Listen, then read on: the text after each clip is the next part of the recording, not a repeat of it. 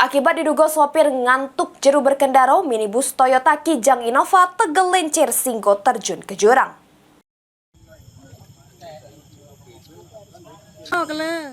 Diduga mengantuk singgo hilang kendali, sebuah minibus jenis Toyota Kijang Innova tergelincir ke jurang sedalam 4 meter.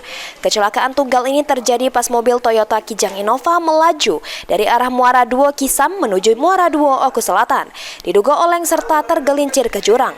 Beruntung tidak ada korban jiwa jeru peristiwa ini. Kejadian laka lantas tunggal yang dikendarai oleh lanang sama 4 uang penumpang ini terjadi di tikungan Simpang Pendagan.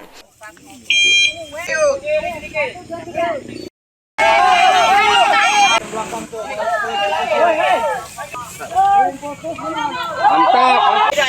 Tarik dikit-dikit.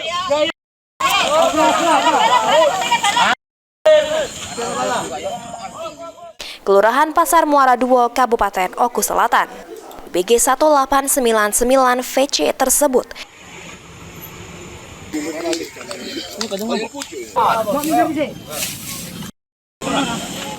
telah terjadi kecelakaan lalu lintas tunggal, yaitu mobil Innova yang melaju dari arah Muara II Kisam hendak menuju Muara II. Setibanya di Simpang Pedagan, mobil mengalami tergelincir ke sebelah kanan.